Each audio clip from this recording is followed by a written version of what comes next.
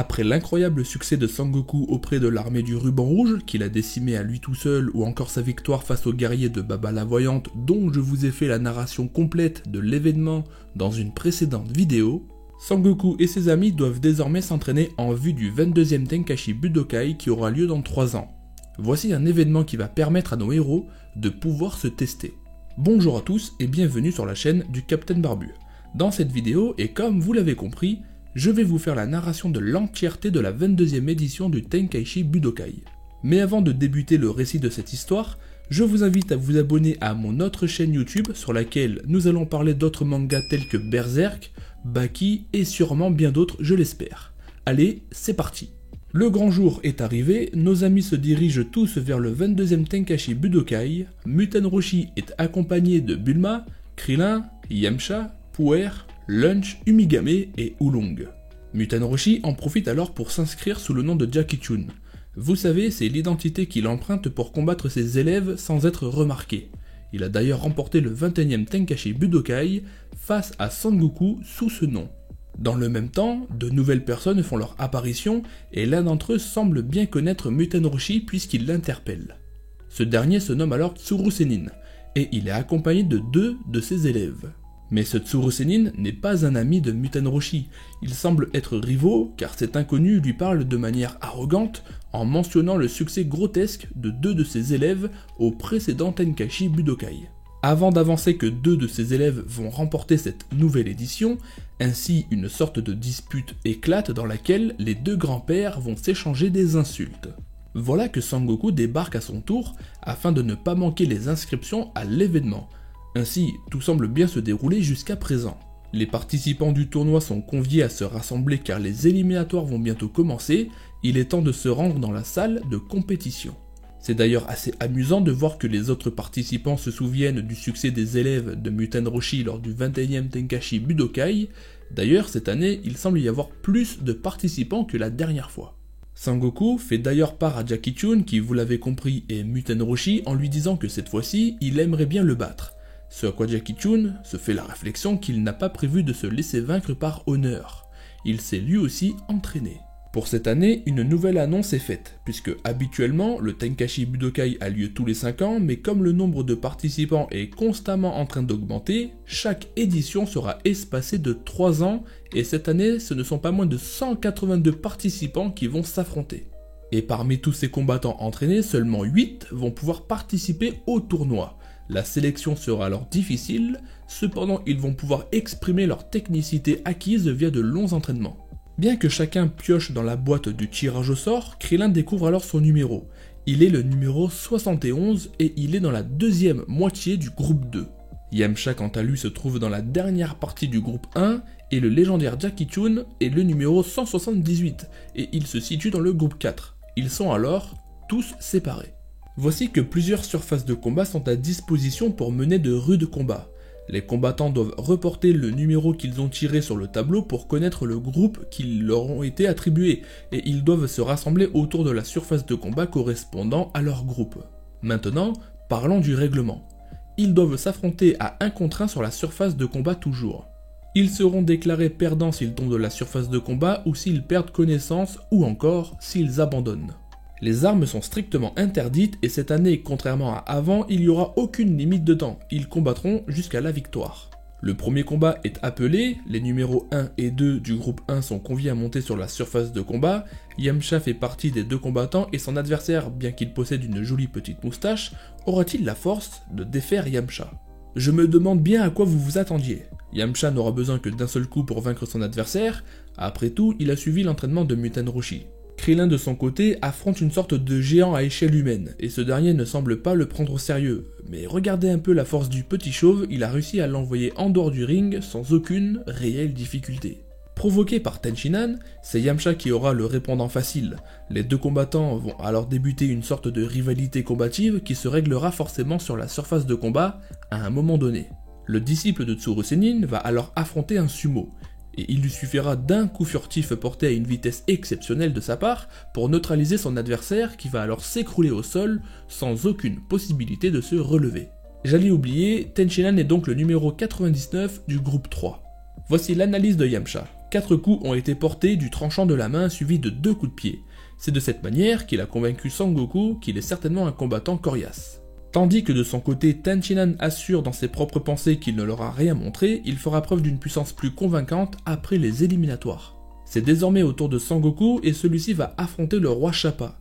Et ce n'est pas rien puisque ce dernier est un expert en arts martiaux considéré comme un prodige par Yamcha. Le roi Chappa aurait alors remporté un précédent Tenkaichi Budokai sans avoir été effleuré par quelconque adversaire. Jackie Chun lui-même considère le roi Chappa comme étant un adversaire coriace, mais ils sont bien loin d'imaginer à quel point Sangoku a progressé depuis. Le premier coup a été porté par Sangoku qui a fait preuve d'une vitesse suffisante. Le roi Chappa est alors convaincu de son niveau, il n'est pas un gamin ordinaire. Jackie Chun observe et pense alors que le roi Chappa va faire usage de son Hashuken, qui est une technique consistant à bouger ses bras si vite qu'on a l'impression qu'il en a 8.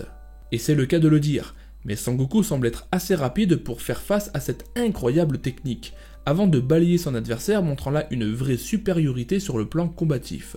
Sur le point d'être frappé par le roi Chappa, Sangoku va souffler pour ralentir sa chute et ainsi esquiver le coup de son adversaire, avant de lui infliger un coup de pied assez puissant pour l'éjecter hors de l'arène et ainsi remporter la victoire. Sangoku est d'ailleurs le numéro 28.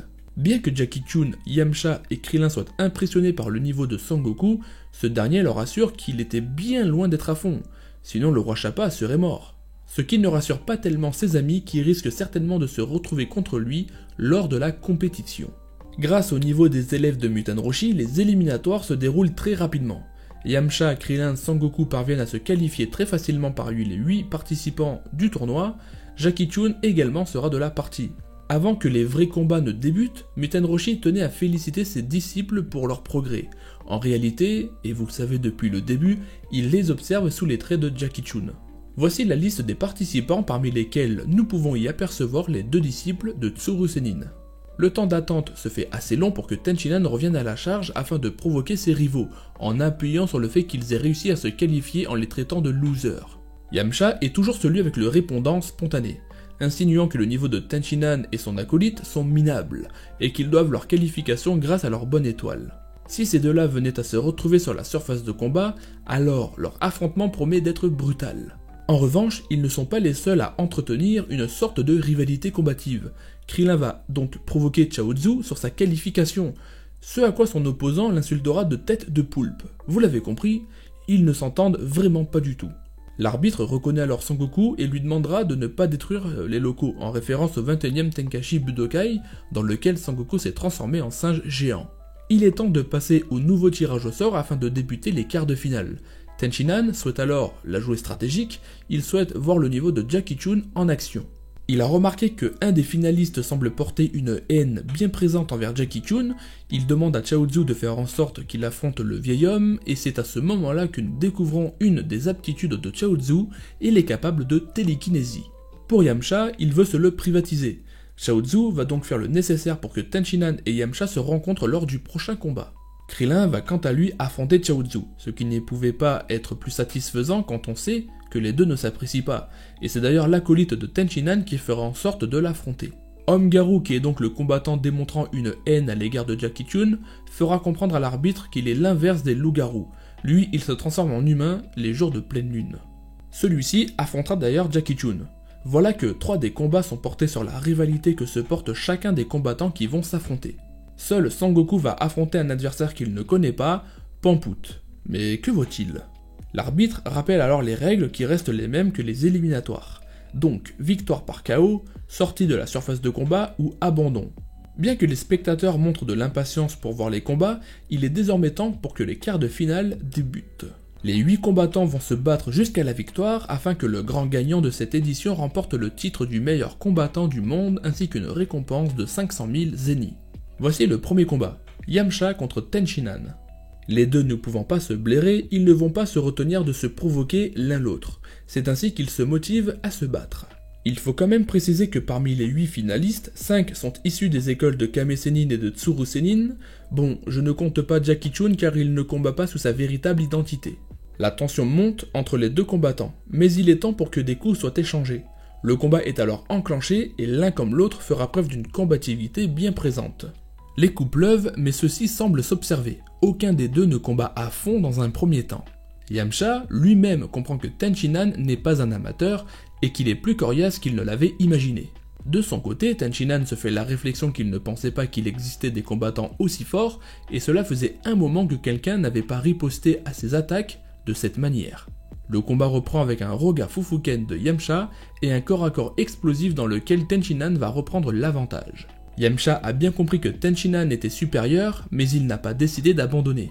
Bien au contraire, il va partir sur un Kamehameha pour tenter de remporter la victoire. Tenshinhan prépare alors une technique inédite puisque celle-ci va tout simplement consister à renvoyer le Kamehameha vers son envoyeur seulement en ayant crié. Yamcha a donc dû sauter dans les airs pour esquiver sa propre attaque, mais c'est à ce moment-là que Tenshinhan a scellé sa victoire en l'ayant rejoint dans les airs pour le frapper assez violemment pour l'éjecter au sol, ayant provoqué une chute brutale. Bien qu'il aurait pu se satisfaire de la chute pour assurer sa victoire, Tenshinhan ira jusqu'à briser la jambe de Yamcha afin d'assurer sa supériorité sur le plan combatif et aussi pour l'humilier d'une certaine manière. Sangoku n'a absolument pas apprécié le geste de Tenshinhan, Yamcha était déjà évanoui et il l'a quand même blessé. Il assure alors au disciple de Tsuru Senin qu'il va le vaincre pour venger son ami. Après un premier combat mené à une belle intensité, il est temps pour que le deuxième combat ait lieu. Voici Jackie Chun contre l'homme-garou. Nous allons enfin pouvoir comprendre pourquoi ce dernier semble détester le vieil homme. Dans les coulisses, Tenshinhan admet que le niveau des techniques de l'école de Kame Sennin sont plus efficaces que prévu. Il pense également que Yamcha était le plus fort des trois, ainsi il est persuadé que lui et Chaozu vont remporter la compétition. Voici le motif de la colère présente de l'homme-garou. Lors du 21e Tenkaichi Budokai, Jackie Chun a détruit la lune pour permettre à Sangoku de retrouver sa forme humaine. Depuis ce jour, l'homme-garou n'a jamais pu se retransformer en humain et donc il n'a pas connu de succès auprès des femmes depuis ce jour-là. Jackie Chun prend la situation un peu à la légère en répondant qu'il n'a qu'à se trouver une femme louve, mais ce dernier déteste les femmes poilues. Bref, c'est lunaire comme situation. Le vieil homme n'aura aucun mal à esquiver les coups de l'homme-garou avant de lui suggérer d'abandonner avant de se blesser puisque la différence de niveau est bien trop grande entre eux. Tenshinhan observe et analyse Jackie Chun car en cas de victoire de ce dernier, c'est contre Tenshinhan qu'il va combattre au prochain tour et cela risque d'être un combat très animé. D'ailleurs, on remarque que les élèves de Tsuru Senin sont capables de l'éviter, ce qui risque de poser problème puisqu'ils sont capables de ne pas toucher le sol. Voilà une difficulté présente puisqu'ils ne peuvent pas être éjectés de la surface de combat. Pour en revenir au combat de l'homme-garou et Jackie Chun, ça reste assez atypique comme situation puisque l'un est complètement envahi par la haine et l'autre prend le temps de mater les femmes parmi le public. Dépassé par la situation actuelle, l'homme-garou va alors sortir un couteau pour tenter d'éliminer Jackie Chun. Il n'est pas là pour la compétition mais pour la vengeance. Le vieil homme ne veut cependant pas gagner par disqualification, il va alors réussir à désarmer son adversaire, sans aucune difficulté ça va de soi, suite à quoi il va choisir de l'aider à retrouver sa forme humaine. Mais avant, il doit le ridiculiser encore plus en le traitant comme un animal, avec des phrases telles que « donne la papate »,« fais le beau », et le pire c'est que l'homme-garou agit comme tel.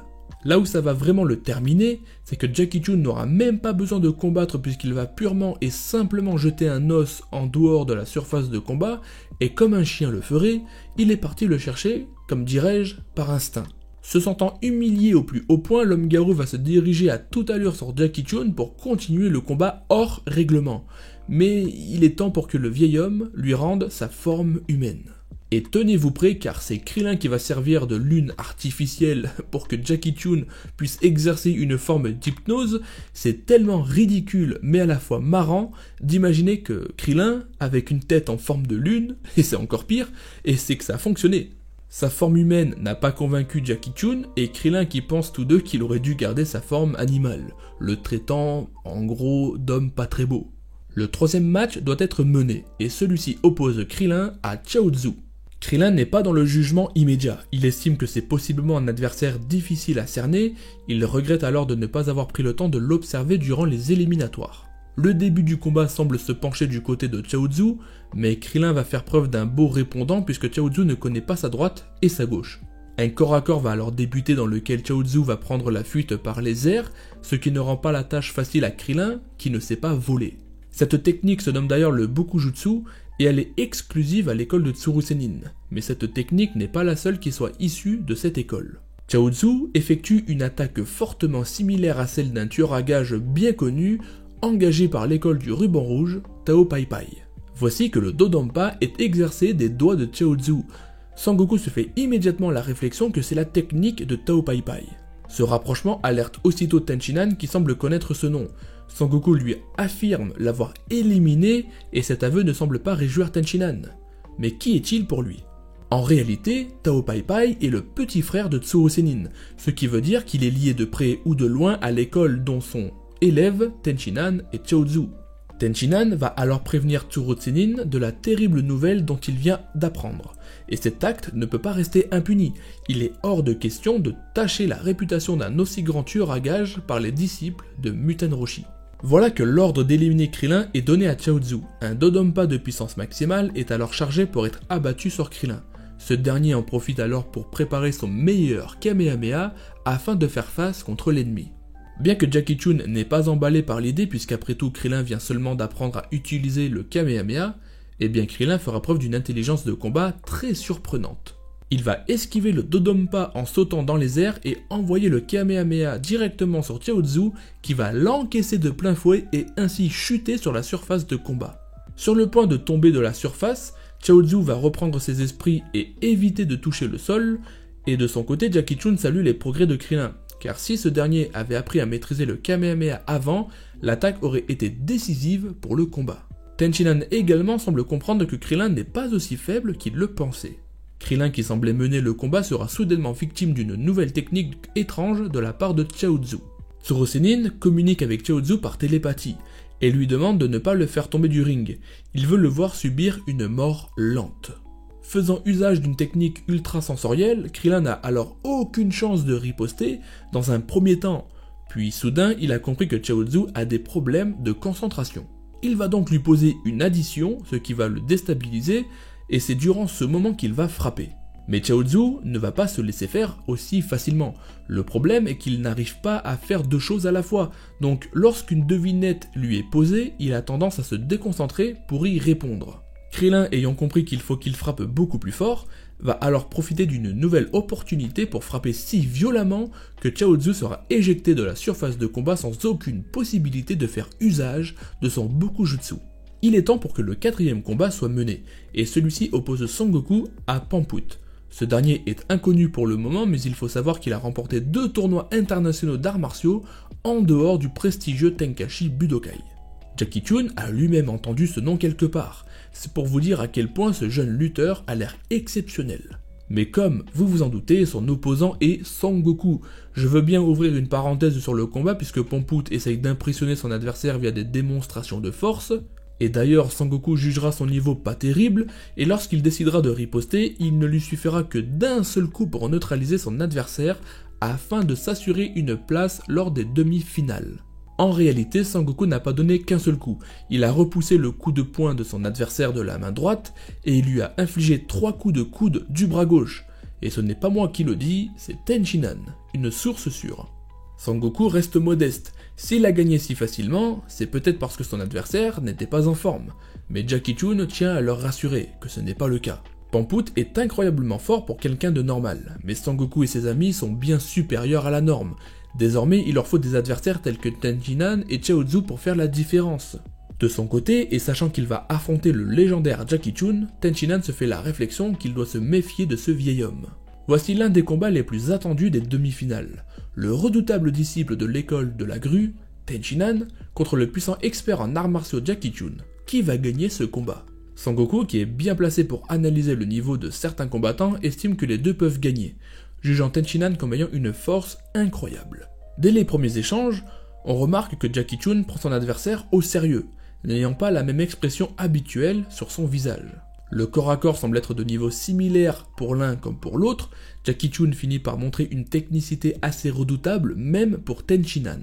Il fait usage de la technique des images rémanentes afin de pouvoir encercler son adversaire, mais celle-ci ne suffira pas à tromper Tenchinan qui possède une vision unique grâce à son troisième œil. Le vieil homme estime alors le niveau de Tenchinan. Effectivement, il est beaucoup plus coriace que prévu et il est peut-être temps que le légendaire Jackie Chun s'y mette à fond. Il n'y a qu'à voir le visage de ce dernier, il s'apprête à se battre à pleine puissance, c'est de cette manière qu'il réussit à freiner Tenshinhan, ce qui aura pour effet de le surprendre. Bien que certains coups sont échangés, on comprend que Tenshinhan ne fait que jauger son adversaire. Il se bat avec une certaine puissance, mais il n'est pas à fond contrairement à Jackie Chun.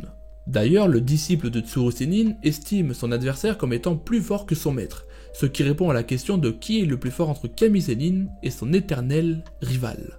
De son côté, Jackie Chun est fier de voir que la nouvelle génération est arrivée. Il a en face de lui un jeune prodige des arts martiaux qui sait se montrer à sa hauteur et voire plus fort encore. Et pour lui, c'est un véritable gâchis. Avec un tel potentiel, pourquoi se met-il au service de quelqu'un d'aussi mauvais que Tsuru Senin? Mais Tenshinhan n'est pas encore prêt à entendre ce genre d'insultes envers son maître. C'est ainsi que Tenshinhan annonce qu'il va se battre plus sérieusement. Ce qui appuie mes propos précédents, Jackie Chun est alors surpris de comprendre, à son tour, que son adversaire n'était vraiment pas à fond. Voici que la technique du Taioken est introduite, la morsure du soleil pour les intimes. Celle-ci consiste à aveugler l'adversaire durant un petit moment. Aveuglé par cette technique, Jackie Chun se fera frapper d'un coup de genou dans la nuque, on découvre alors un Tenshinhan brutal qui est prêt à tout pour conclure ce combat. Même s'il pensait que le vieil homme avait pris un très gros KO, par ce violent coup, le disciple de Tsuru Senin sera étonné de voir que son adversaire ne l'est pas. Il en faut plus pour neutraliser le puissant maître des arts martiaux. La discussion reprend. Jackie Chun parle en tant que Muten Roshi. Tenshinhan n'est pas fait pour faire le mal. Il devrait faire usage de son talent pour faire le bien, et ça, Tsuru Senin n'a pas réussi à l'exploiter de la bonne façon. Il lui conseille alors de quitter son école. Tenshinhan reste bloqué dans ses idées. Il décide alors de reprendre le combat pour faire taire son adversaire, mais ses coups ne sont plus aussi impactants que tout à l'heure. Tenshinhan serait-il en train de douter? Le maître des arts martiaux continue ainsi le dialogue. Le monde est plus agréable quand on mène une vie paisible, et qu'on peut rire joyeusement.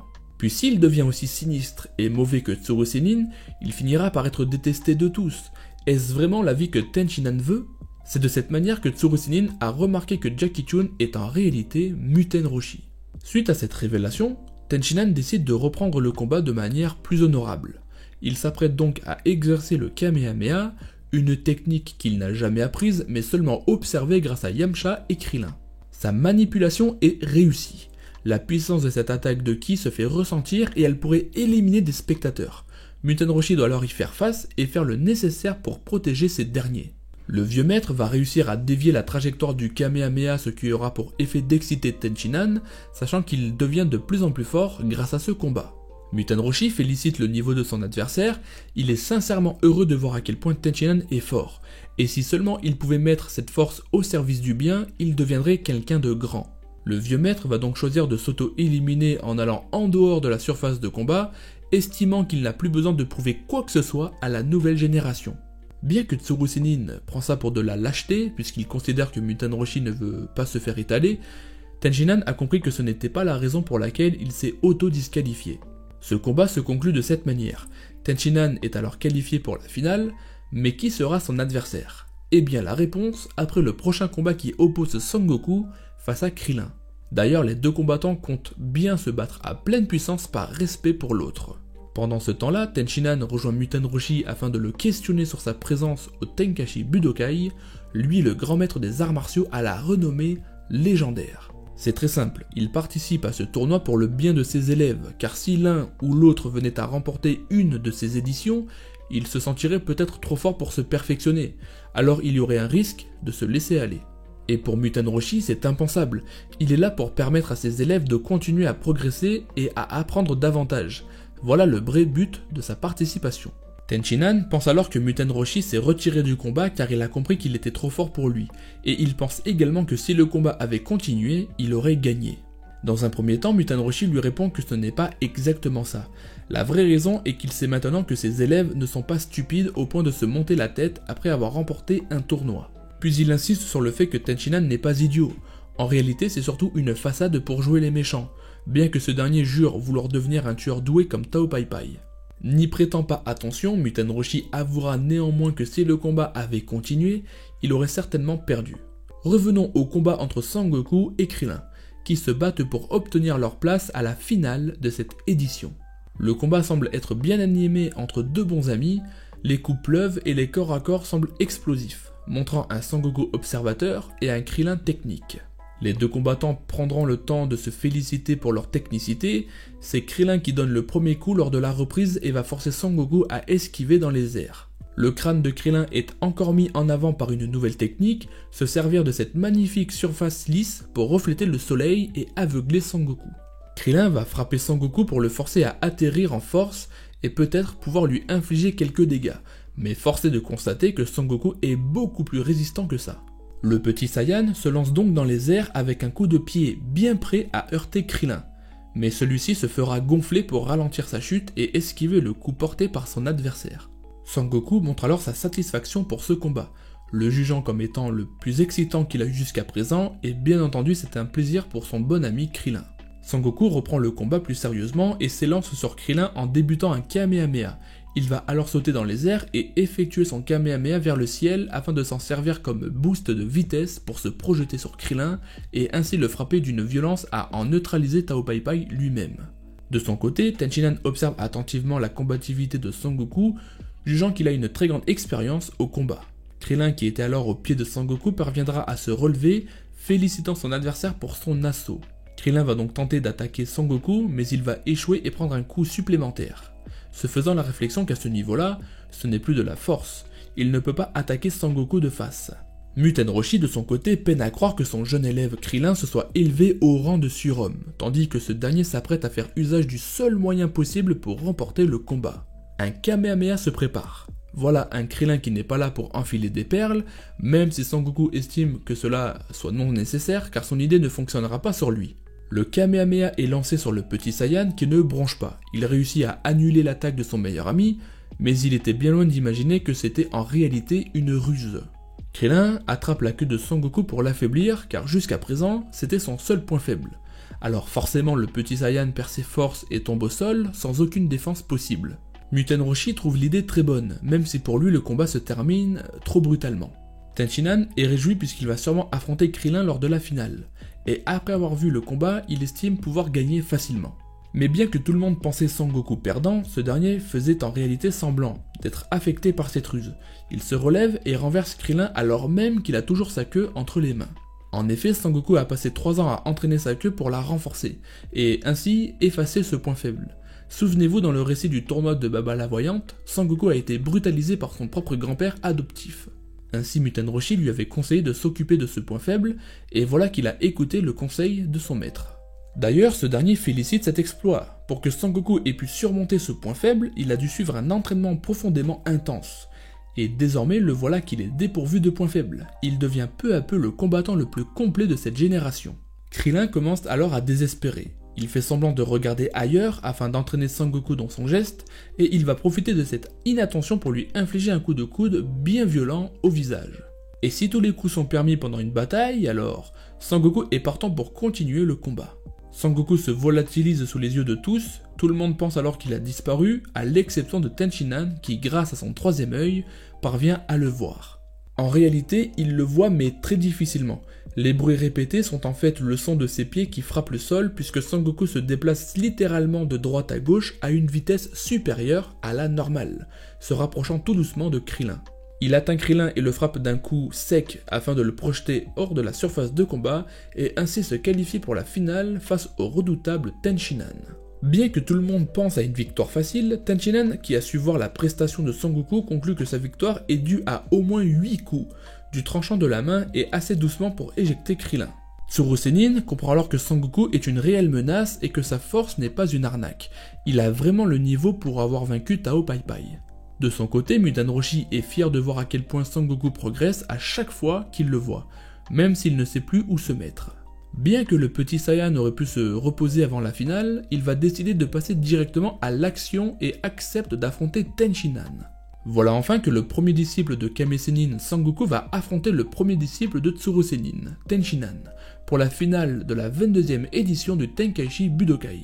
Il est temps pour que les deux prodiges des arts martiaux s'affrontent devant les yeux de leurs maîtres respectifs. Le combat étant sur le point d'exploser, Muten Roshi conseille à Krillin d'analyser très attentivement le combat. Il ne risque pas de voir ce genre de combat bien souvent. Comme d'habitude, les premiers coups sont là pour jauger la puissance de l'autre. Sangoku se débrouille plutôt bien jusqu'à ce que Tenshinhan fasse usage de son Dodonpa qui va toucher son adversaire de plein fouet. Mais il en faudra beaucoup plus pour vaincre Sangoku qui est bien déterminé à gagner ce tournoi et à venger Yamcha. Il va opter pour une technique similaire à celle utilisée sur Krillin, mais cette fois-ci, cela ne fonctionnera pas sachant que Tenshinhan possède une vision accrue. Sangoku va se faire avoir par Tenshinhan qui ne s'est pas laissé faire.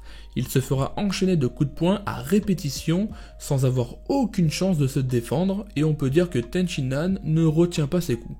Le Hayuken est introduit à son tour. C'est une technique consistant à frapper Sangoku sans que celui-ci ne touche le sol avant de lui infliger un dernier coup pour l'éjecter au sol à toute allure. Mais encore une fois, ce genre d'attaque n'est pas suffisante pour neutraliser Sangoku qui fait preuve d'une résistance anormale et bien rodée. Il salue la force de Tenshinhan et lui assure qu'il va désormais se battre à pleine puissance contre lui. Contrairement à ce que pensait Tenshinhan, son adversaire n'était pas à fond car il se battait de manière sportive. Mais désormais, il a l'impression que Tenshinhan veut le tuer, alors il va déployer sa vraie puissance combative et ainsi laisser exprimer sa technicité et sa violence implacable. Tenshinhan ne le prend pas au sérieux, mais Sangoku n'est pas connu pour plaisanter, et encore moins lors d'un combat. Il va atteindre son adversaire avec plusieurs coups portés avec succès et les enchaînements vont se poursuivre afin de bien prouver à Tenshinhan que ses propos n'étaient pas du bluff. Sangoku aurait pu terminer son combo explosif avec un Kamehameha mais il a préféré renoncer à cette finalité, voulant continuer à se battre contre Tenshinhan. Ce dernier se réjouit, son excitation est à son paroxysme. Le voilà face à un adversaire assez fort pour qu'il puisse exprimer à son tour toute sa véritable puissance. Pour rétablir la vérité, si Sangoku a annulé son Kamehameha, c'est parce que d'après Muten Roshi, il savait que Tenshinhan l'aurait renvoyé. Ainsi, il voulait s'épargner une perte d'énergie inutile. Le combat reprend et la qualité de l'animation sera à la hauteur des attentes du public. Sangoku et Tenshinhan expriment chacun leur technicité et leurs aptitudes toujours plus surprenantes les unes que les autres. Tenshinhan se fera avoir par la technique de l'image rémanente puisque Sangoku a réussi à l'avoir par une maîtrise plus poussée que celle de Muten Roshi, et le disciple de Tsuru Senin n'a pas prévu de se laisser faire par celui de Kame Sennin. Depuis sa naissance, il n'avait jamais été humilié de la sorte. Le voilà qu'il panique au point de réitérer une technique utilisée face à Muten Roshi. Après avoir exercé le Taioken pour aveugler tout le monde, Tenshinhan se fera avoir par Sangoku qui semble avoir trouvé une solution pour ne pas être ébloui. Il a donc été assez rapide pour aller prendre les lunettes de Muten Roshi afin de s'en servir pour ne pas être aveuglé. Muten Roshi n'a d'ailleurs rien vu venir et ce n'est pas rien au vu de son expérience. Sangoku sera d'ailleurs puni par Tenshinhan pour cet affront. Lors de la reprise, Sangoku semble être bloqué de ses mouvements le temps d'une seconde, ce qui permet à Tenshinhan de pouvoir frapper sans aucune retenue. Bien que Sangoku insinue que Tenshinhan est en train de tricher, ce dernier ne semble visiblement pas comprendre les propos de Sangoku. Se sentant insulté sans aucune raison, il va donc charger sur Sangoku, tandis que Muten Roshi a compris que c'était une idée de Tsuru Senin afin d'avantager Tenshinhan. Le corps à corps s'apprête à reprendre afin de poursuivre le combat, et c'est là que nous découvrons qui est responsable de cette tricherie. Voici que Chaozu fait usage de sa magie pour bloquer Sangoku. Sur le point de tomber de la surface de combat, Sangoku va remonter grâce à un Kamehameha, bien déterminé à se venger de Tenshinhan. Sangoku va charger sur ce dernier et va de nouveau être bloqué. Tenshinhan a fini par comprendre que Tsuru Senin était derrière tout ça, puisque ce dernier lui a ordonné d'éliminer Sangoku une bonne fois pour toutes. Cependant, ce n'est pas dans la philosophie de Tenshinhan, qui veut remporter le combat de manière digne et surtout par ses propres capacités. Tsuru Senin lui ordonne de l'éliminer. Il n'est pas là pour savourer et obtenir la gloire, mais pour montrer quelle école est la meilleure. Mais Tenshinhan n'a pas prévu d'obéir. Il hurle à Chaozu d'arrêter ce qu'il est en train de faire, ce que son jeune ami accepte de faire. Sur le point de porter un coup à Tenshinhan, Sangoku sera interrompu par son maître Muten Roshi. Pendant ce temps-là, Tenshinhan s'excuse indirectement envers Tsuru Senin, mais il préfère remporter ce combat à la régulière. De plus, il lui avoue ne plus vouloir devenir un assassin, il veut seulement se battre et remporter la victoire. Voilà que Muten Roshi avait visé juste en Tenshinhan. Cette déclaration n'a fait qu'énerver Tsuru Senin qui a décidé de s'en prendre à eux, en demandant de l'aide à Chaozu. Mais ce dernier ne voulant pas coopérer, il va s'en prendre à lui sous les yeux de Tenshinhan. Muten Roshi va intervenir avec un joli Kamehameha qui va écarter Tsuru Senin une bonne fois pour toutes. pouvant laisser place au combat qui a débuté entre les deux combattants les plus puissants du moment. Même si Sangoku semble montrer un peu de compassion envers Tenshinhan, son adversaire lui répond qu'il vient de trahir son maître. Alors, il ne compte pas en rester là avec Sangoku. Ainsi, il l'informe que sa prochaine attaque sera la dernière. Ainsi, le combat s'apprête à se conclure d'une manière ou d'une autre. Nous découvrons un Tenshinhan plus profond. Il se sent soulagé d'avoir quitté l'école de Tsuru Senin et il veut désormais se consacrer à ce combat et le remporter dans les règles du sport. Sangoku comprend également à ce moment-là que Tenshinhan n'est plus un ennemi, mais un adversaire de combat exceptionnel. Il est temps pour Tenshinhan de passer aux choses un peu plus sérieuses en dévoilant une nouvelle technique inédite et jamais vue auparavant. Celle-ci se nomme le Shioken, d'après Chihozu, qui semble être rassuré qu'il n'effectue pas le Kiko. Dans un premier temps, on remarque que la peau de Tenshinhan se déforme au niveau du dos, un peu comme si des membres gesticulaient. Et c'est le cas de le dire puisqu'il parvient à se faire pousser 2 bras supplémentaires, voilà une aptitude unique réservée à un combattant exceptionnel. Bien évidemment, avec cette technique, il n'a aucun mal à frapper Sangoku qui doit se défendre avec 2 bras. Aucun corps à corps n'est possible pour le jeune Saiyan. Il se fait saisir par Tenshinhan, ainsi il n'a plus la capacité d'utiliser ses pieds et ses mains. Tenshinhan profite de cette opportunité pour infliger de violents coups de tête dans l'abdomen de son adversaire. Mais le jeune Saiyan n'a pas prévu de se laisser maltraiter de la sorte et donc il réussit à se défendre grâce à sa queue. Pour tenter d'imiter la technique du prodige Tenshinhan, Sangoku va se mettre à remuer ses bras tellement vite qu'il donne l'impression d'en avoir 8. Seul Muten Roshi a réussi à comprendre son idée. Cette vitesse de déplacement permet notamment à Sangoku de rivaliser avec Tenshinhan et ses 4 bras. Ainsi le jeune Saiyan reprend doucement l'avantage face à un adversaire légèrement confus. Ce dernier reconnaît également la force de Sangoku et admet que c'est une erreur de vouloir l'affronter au corps à corps. Il confie à son adversaire que c'est un petit extraordinaire et qu'il n'aurait jamais pensé devoir puiser dans ses derniers retranchements. Voilà un signe que Sangoku n'est pas n'importe qui aux yeux de l'ancien disciple de Tsuru Senin. Il enrichit en lui annonçant qu'il va effectuer une attaque si puissante que même s'il possède une endurance à toute épreuve, il va y rester, s'il encaisse de plein fouet.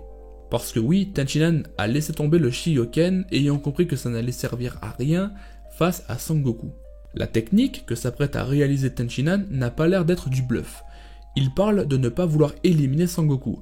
De leur côté, Chihozu supplie Tenshinhan de ne pas l'effectuer et même Muten Roshi lui déconseille fortement de le faire s'il ne veut pas mourir. Cette technique, nommée le Kiko, fait preuve d'une puissance phénoménale de destruction, bien au-dessus du Kamehameha, mais en contrepartie, elle puise énormément d'énergie à celui qui l'utilise. Il est même possible d'en mourir, et si on n'en meurt pas, elle réduit quand même la durée de vie de son utilisateur. Muten Roshi appuie sur le mauvais traitement de l'apprentissage de Tsuru Senin puisque selon lui, ce n'est pas une technique à apprendre à ses élèves au vu de la gravité des risques encourus. Cependant, Tenshinhan est catégorique, il ne va pas exercer toute sa force dans cette frappe, il n'a pas pour projet de périr de cette manière. Sangoku quant à lui ne veut pas se défiler, il semble vouloir faire face à la puissance titanesque de cette attaque, mais grand-père Muten Roshi insiste sur le fait qu'il doit écouter Tenshinhan et esquiver cette attaque ravageuse. Krillin ne comprend pas la situation, il dit que Tenshinhan va utiliser une technique qui va certainement le tuer, mais il demande à Sangoku de l'esquiver. Quel est le but au final ? Eh bien Muten Roshi lui répond que grâce à son Bokujutsu, Tenshinhan ne peut pas perdre Sangoku de vue puisqu'il vole.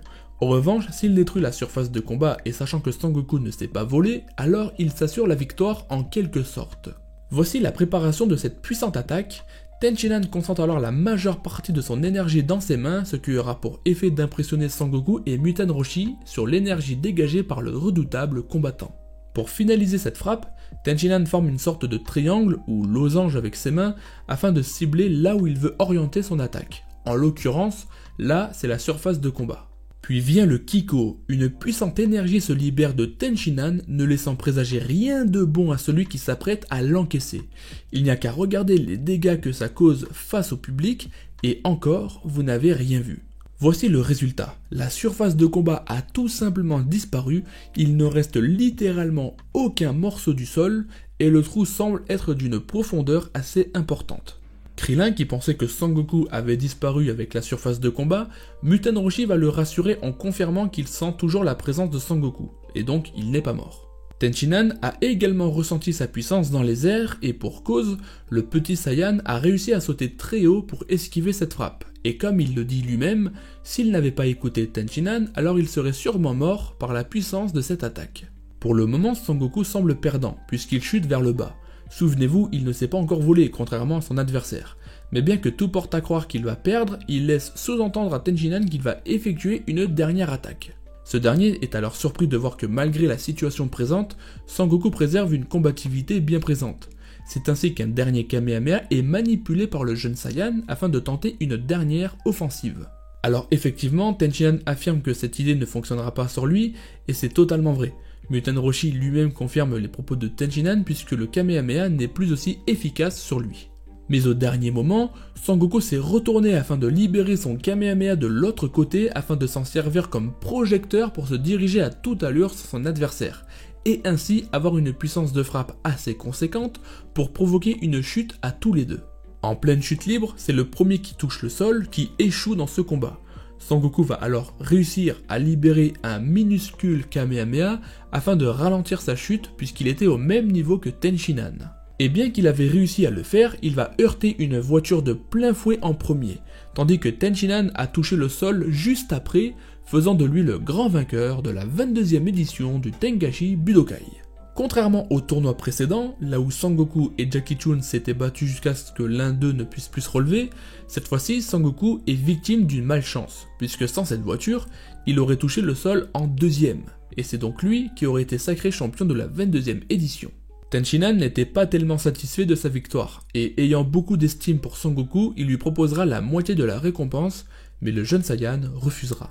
Suite à quoi, Tenchinan va décider d'inviter Son Goku et ses proches au restaurant avec la récompense du tournoi, ainsi s'achève l'histoire de la 22e édition du Tenkaichi Budokai. J'espère sincèrement que cette première vidéo de l'année 2025 vous a plu. Alors bon, normalement ça devait être la première, mais j'ai d'abord sorti le What If sur couleur, enfin bref, quoi qu'il arrive, j'espère que ça vous régale. Moi de mon côté, je me suis dit que commencer avec un petit peu de nostalgie grâce au récit de ce genre d'événement, ça pouvait vous faire plaisir.